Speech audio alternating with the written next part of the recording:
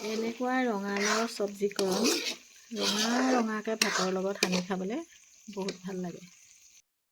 ৰ'ব দেই, এয়া আকৌ মই আমৰ আচাৰ বনাইছোঁ নহয়, আপোনালোককো দেখুৱাই দিলোঁ। আপোনালোকে আমৰ আচাৰ ৰেডি কৰিছেনে?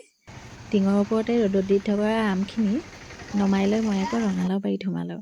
ৰঙালাওৰ হেডালিখন ভাগি পৰাৰ বাবে দুটামান ৰঙালাও পৰি ফাটিয়ে থাকিলে, গতিকে দুটামান ছিঙি পেলাবলগীয়া হ'ল। কিমান যে ভাল লাগে এনেকৈ নিজে কৰা খেতি যেতিয়া ফল ধৰে, নহয়নে বাৰু? বেছি লগা নাই, 12টামান আছে, লাগোতে লাগিছিলে, কিন্তু মাখিয়ে বিন্ধি চব ধ্বংস কৰি পেলালে। আজিকালি মাখিৰ উৎপাতটো বেছি, শস্য নষ্ট কৰাত এক্সপাৰ্ট। ল'ৰাই ক'লে আকৌ বোলে ব্ৰইলাৰ মাংসৰ লগতহে মই ৰঙালাও খাম। আগতেতো আমি ৰঙালাও খোৱাই নাই লাগিছে যদিও, গতিকে আজি মাংস অকণমান আনি ৰঙালাও ধুনীয়াকৈ ভাজিলোঁ। এনেকৈ আপোনালোকে ৰঙালাওৰ লগত মাংস খাই পাইছেনে? ভোট জলকীয়া এটুকুৰাও দি দিছোঁ। এনেকৈ ৰঙালাওৰ লগত মাংস খাই চাবচোন, বিৰাটেই ভাল লাগে খাবলৈ। ৰুটিৰ লগত যে বেছি ভাল লাগে, দেখিছেনে কিমান ভাল লাগিছে। ৱাও, বিৰাটেই টেষ্টি হৈছিলে সঁচাকৈ। Good night.